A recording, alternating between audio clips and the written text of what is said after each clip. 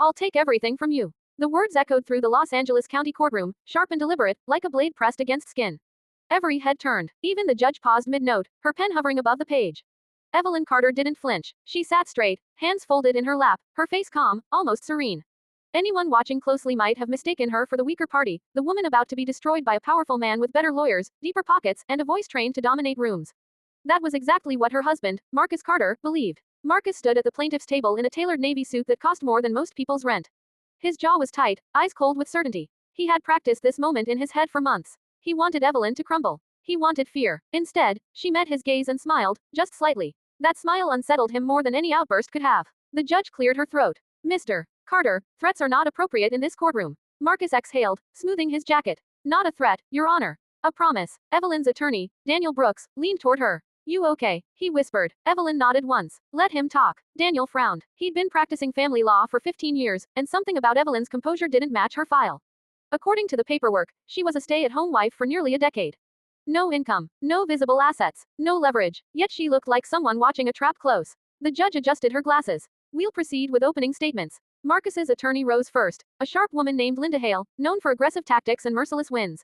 Your Honor, Linda began, pacing slowly, this divorce is simple. Mr. Carter built his company from the ground up. The house, the cars, the investments, all acquired through his labor. Mrs. Carter contributed minimally and now seeks an unfair portion out of spite. Marcus glanced back at Evelyn, lips curling slightly. He expected tears. He got silence. Linda continued, we will prove that Mrs. Carter is not entitled to spousal support, nor to any stake in Mr. Carter's corporation. Daniel stood next. Your Honor, he said calmly, this case is not simple. It's about what was hidden, what was controlled, and what was deliberately taken from my client over the course of 12 years of marriage. Marcus's expression hardened. Daniel turned slightly, gesturing toward Evelyn. By the end of this trial, the court will understand exactly who took everything from whom. For the first time, Marcus felt a flicker of irritation. Empty rhetoric, he told himself. Bluff. He didn't know how wrong he was. 12 years earlier, Evelyn Hayes had arrived in Los Angeles with 2 suitcases, a finance degree from UCLA, and a job offer at a boutique investment firm downtown. She was 24, ambitious, and painfully optimistic. Marcus Carter noticed her the first day she walked into the office elevator. You dropped this, he said, handing her a leather notebook she hadn't realized had fallen. She smiled. Thanks. First day nerves. He chuckled. You'll do fine. Trust me. Marcus was already a rising star then, confident, charming, with an uncanny ability to make people believe in him. He took Evelyn under his wing, showed her the ropes, praised her instincts. They worked late nights together. Shared takeout, shared dreams. When he kissed her for the first time in the empty conference room, she didn't stop him. Within 2 years, they were married. At first, Marcus encouraged her career. You're brilliant, he'd say. We're a team. But when his startup began to take off, the tone changed. I need you with me, he told her one night. Not distracted. We're building something big. When she hesitated, he framed it as love. As sacrifice. You can always go back later, he said. Right now, I need my wife. So she stepped back, then further, then entirely. By the time their son Noah was born, Evelyn no longer had a paycheck, a LinkedIn profile, or a voice in financial decisions. Marcus handled everything. You don't need to worry about money, he'd say. I've got it covered. And she believed him. Until she didn't. The first crack appeared the night Evelyn accidentally opened the wrong email. Marcus had left his laptop open on the kitchen counter. A message notification blinked. She wasn't snooping. She was looking for a recipe. The subject line froze her blood. Offshore transfer confirmation. Cayman Holdings.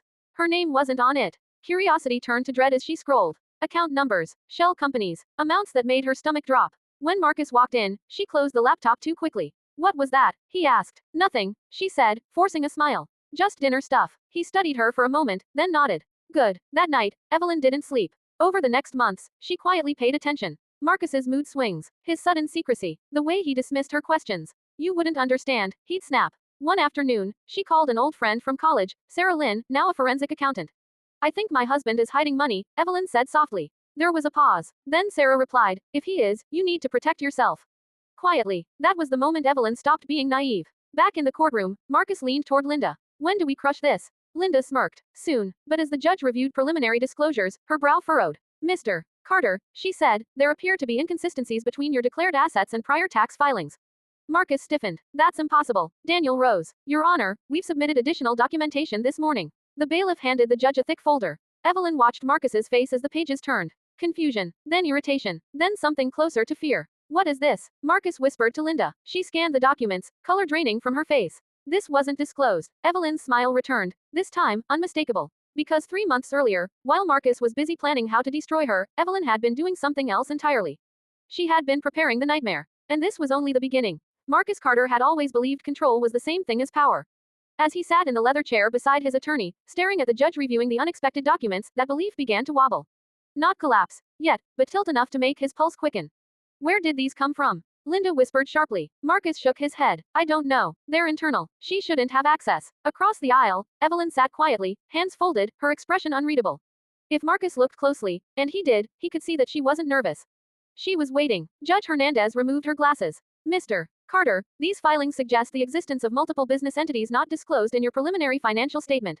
Cayman Holdings, Redwood Axis LLC, Blue Harbor Trust. Marcus swallowed. Those are strategic structures. Nothing marital. Daniel Brooks stood. Your Honor, marital funds were used to establish all three. We have wire records, incorporation timelines, and internal emails confirming Mr.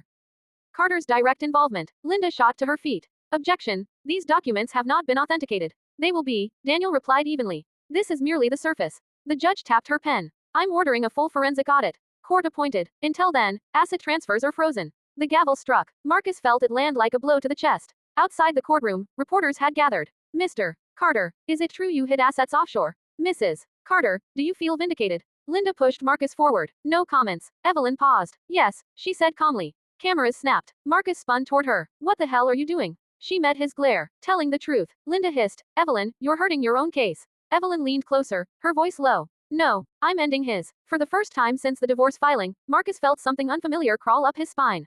Uncertainty. That night, Marcus poured himself a drink he didn't finish. His modern glass mansion, once a symbol of triumph, felt cavernous and hostile.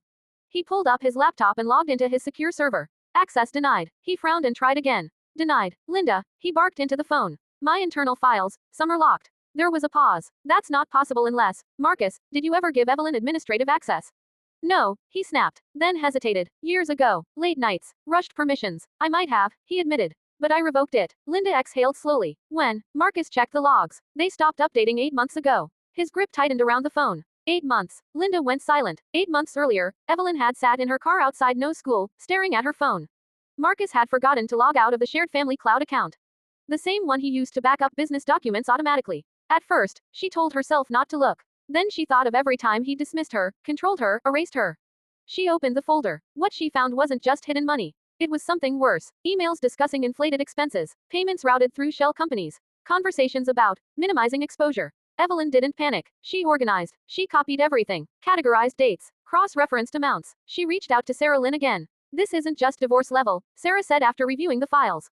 This is federal. Evelyn stared at the screen. I don't want revenge. Sarah laughed softly. Good, because what you're building is accountability. Over the next months, Evelyn became invisible on purpose. She let Marcus believe she was broken, distracted, dependent, all while quietly assembling the truth. Back in the present, Marcus paced his living room as Linda's voice echoed through the speaker.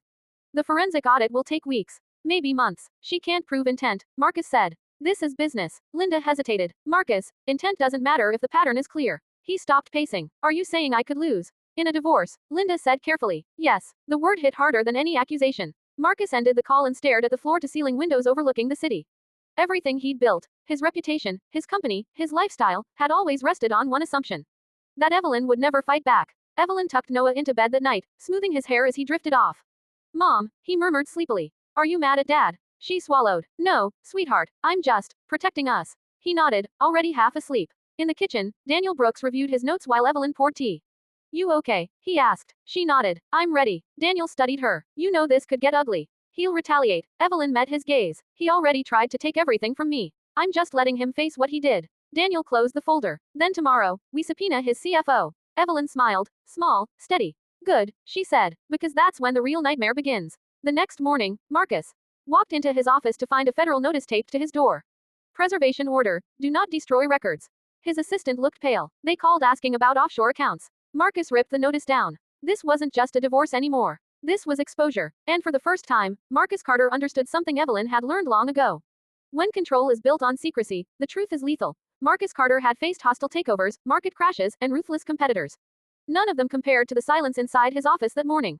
The federal preservation order lay on his desk like a loaded weapon. His employees avoided eye contact. His CFO, Richard Bell, stood stiffly near the window, hands clasped behind his back. They've requested documents, Richard said carefully. Emails, transfers, entity structures. Marcus loosened his tie. This is still a divorce issue. It'll blow over. Richard didn't answer. That silence told Marcus everything. In the courtroom, Evelyn sat beside Daniel as the judge reviewed the motion to compel testimony. Mr. Bell, Judge Hernandez said, you are ordered to comply fully. Richard nodded, eyes flicking briefly toward Marcus. Evelyn noticed the fear there, not of the court, but of the man he had once trusted. Outside, Daniel leaned toward Evelyn. Once the CFO talks, this won't stay civil. Evelyn nodded. I know. She had expected retaliation. What she hadn't expected was how fast it came. That evening, her phone buzzed nonstop. Unknown numbers. Voicemails left half silent, half threatening. One message played only heavy breathing before disconnecting. Then came the email. Subject. Final warning. Drop the filings. Take the settlement, or you'll regret it. Evelyn stared at the screen, then calmly forwarded it to Daniel. She didn't reply. Marcus, meanwhile, was unraveling. He sat in his car outside Evelyn's townhouse, temporary housing she'd moved into after filing, watching the lights turn on inside. He told himself he just wanted closure. But when he saw her silhouette move past the window, calm and unbothered, something inside him snapped. He slammed the steering wheel. How did you do this? He muttered. You were nothing without me. The deposition of Richard Bell lasted 6 hours. Daniel listened carefully as the CFO answered question after question, his voice growing weaker with each admission. Yes, marital funds were used. Yes, entities were designed to conceal ownership. Yes, Mr. Carter directed all transfers. Linda objected repeatedly. It didn't matter. By the end, Marcus's empire had a paper trail leading straight back to him. That night, business partners began calling. Then investors. Then the board. By morning, his stock had dipped 12%. Evelyn watched the news quietly while making breakfast for Noah. Is Dad in trouble? Noah asked, spoon hovering over his cereal. Evelyn knelt beside him. Grown-up trouble. Not your fault. Will he be mad? She hesitated. He might be upset. But that's not for you to carry. Noah nodded, trusting her completely. That trust strengthened her resolve more than anything else. Marcus's retaliation came disguised as concern. He filed an emergency motion claiming Evelyn was an unfit parent. Alleged instability. Emotional manipulation. When Daniel read it, his jaw tightened. This is dirty. Evelyn felt the sting, but not surprise. Let him try. In court, Marcus painted her as vindictive, unstable, obsessed with revenge. Judge Hernandez listened patiently. Then Daniel stood. Your Honor, he said, we submit psychological evaluations, school records, and sworn testimony demonstrating Mrs. Carter has been the primary caregiver and a stabilizing force in her child's life. He paused. We also submit evidence that Mr. Carter attempted to intimidate my client. The threatening email appeared on the screen. Marcus's face drained of color. The judge's voice hardened. Mr. Carter, custody threats are not bargaining tools. She ruled immediately, temporary sole custody to Evelyn. Marcus felt the room tilt. Outside the courthouse, Linda confronted him. You crossed a line, she said. This isn't strategic anymore. It's personal. He laughed bitterly. She made it personal. No, Linda replied. You underestimated her. She hesitated, then added, you need to consider settlement. Marcus stared at her. I will not lose to her. But the truth was already closing in. That evening, Marcus returned to his empty house and found a certified letter waiting. Notice of board review. CEO conduct under investigation. He sank into a chair. Everything he'd sworn to take from Evelyn was slipping through his fingers instead. Evelyn sat on her balcony later that night, city lights stretching endlessly before her. Sarah joined her, handing over a tablet. Federal agencies are circling, Sarah said. If they move forward, this goes beyond divorce. Evelyn exhaled slowly. I didn't want to destroy him. Sarah met her eyes. You didn't. His choices did. Evelyn nodded. For the first time in years, she felt something unfamiliar. Freedom. Inside his darkened office, Marcus replayed his words from that first court appearance. I'll take everything from you. Now, as subpoenas piled up and his phone remained eerily silent, the irony burned. He hadn't taken everything from her. He had given her the one thing he never thought she'd claim. Power. Marcus Carter stopped sleeping. At first, it was the phone calls, lawyers, board members, investors speaking in careful, distant tones. Then it was the dreams. Courtrooms with no exits, doors slamming shut, Evelyn's calm smile following him no matter where he turned. By the third week, insomnia had settled into his bones. He sat alone in his office long after midnight, city lights glowing below, refreshing news feeds that all seemed to tell the same story in different words. Carter Tech Board launches internal investigation. CEO under scrutiny amid financial irregularities. He slammed the laptop shut. This is temporary, he muttered. It'll pass. But deep down, Marcus knew something fundamental had changed. The world no longer bent around him. At Evelyn's townhouse, life had settled into a quiet rhythm. Mornings were school drop-offs, coffee on the balcony, legal calls scheduled neatly between grocery runs and homework time. The chaos Marcus had promised never came. Instead, there was structure, something she hadn't realized she'd been missing for years. Daniel joined her at the kitchen table one afternoon, files spread between them. The forensic audit is nearly complete, he said. It confirms everything we suspected, and more. Evelyn took a breath. How bad? Daniel met her eyes. Enough that the judge will likely award you a substantial portion of marital assets. And that's before any external consequences. She nodded slowly. What about Marcus? He's cornered, Daniel said. And people like him don't go quietly. As if summoned by the words, Evelyn's phone rang. Marcus. She stared at the screen for a long moment, then answered. What do you want? She asked calmly. There was silence on the line, then a sharp exhale. You've made your point, have I? She replied. I'm offering a settlement, Marcus said. Cash, property, no more court. Evelyn leaned back in her chair. And custody. Another pause. Joint. No, she said simply. His voice hardened. You're pushing too far. Evelyn's tone didn't change. You threatened to take everything from me. This is me choosing not to be threatened anymore. She ended the call. Daniel raised an eyebrow. That took guts. Evelyn smiled faintly. It took practice. The next court hearing was packed. Journalists filled the benches. Observers whispered as Marcus entered, his once confident stride noticeably restrained. The tailored suit was still there, but the certainty behind it was gone. Judge Hernandez reviewed the final audit findings. Mr. Carter, she said, the evidence demonstrates deliberate concealment of marital assets and a pattern of financial control. Marcus clenched his jaw. I am awarding Mrs. Carter 55% of the disclosed marital estate, the judge continued, including partial ownership of Carter Tech stock. Additionally, spousal support will be granted. A murmur rippled through the courtroom. Marcus felt something break. Linda leaned toward him. We can appeal. He barely heard her. Evelyn closed her eyes briefly, not in triumph but relief. But the judge wasn't finished. Due to Mr. Carter's conduct, this court is also referring relevant materials to federal authorities. The gavel struck. That sound followed Marcus all the way out of the courtroom. The fallout was immediate. Carter Tech's board placed Marcus on administrative leave. Investors withdrew. Deals stalled. The empire he'd built on precision and secrecy began to collapse under scrutiny. Marcus retreated to his house, blinds drawn, phone face down on the counter. The silence he once commanded now suffocated him. When Richard Bell resigned via email, Marcus didn't even open it. He poured another drink. Evelyn signed the final custody paperwork with steady hands. Temporary became permanent. Noah would live with her full-time, with supervised visitation for Marcus until further notice. As she left the courthouse, Sarah wrapped her in a hug. You did it. Evelyn shook her head. I survived it. That night, she stood in her new apartment, larger, brighter, filled with furniture she chose herself. Boxes still lined the walls, but the space already felt like home. She opened a laptop and logged into an account she hadn't touched in years. Her old professional email. Within minutes, messages appeared. Former colleagues, recruiters, people who remembered her brilliance. Evelyn smiled. Marcus had taken her career once. She was taking it back. The knock on Marcus's door came just after dawn. Two agents stood on the porch. Mr. Carter, one said calmly, we need to ask you some questions. Marcus nodded slowly, the weight of inevitability settling over him. As they walked away from the house, he thought of the courtroom. Of his words, I'll take everything from you. The irony burned worse than fear. Across the city, Evelyn watched Noah sleep, peaceful and safe. For the first time in years, the future didn't feel like something to endure. It felt like something to build. Marcus Carter's nightmare ended not with a dramatic arrest or a public meltdown, but with silence. The kind that follows when everything is over. Federal charges were eventually filed. Not all stuck, but enough did. The board permanently removed him as CEO. His name, once synonymous with innovation, became a cautionary footnote in business articles about unchecked power and hidden greed.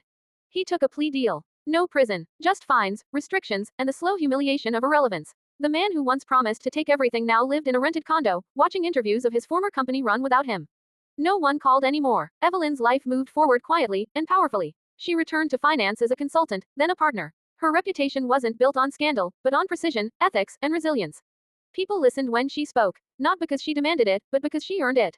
One afternoon, she stood in court one last time. Final divorce decree. The judge glanced up. Mrs. Carter, Ms. Hayes, you've shown remarkable restraint. Evelyn smiled politely. I just told the truth. The gavel fell. Done. Years later, Marcus saw her name in a business magazine at the airport. Evelyn Hayes, the strategist who rebuilt herself. He didn't buy it. He didn't need to. He already knew. That night, Evelyn tucked Noah into bed in their forever home. Mom, he asked sleepily, are you happy? She paused, then answered honestly. Yes. Outside, the city hummed with possibility. And far away, Marcus Carter finally understood the truth behind his own words. When you try to take everything from someone who has nothing left to lose, you don't destroy them. You create your own nightmare.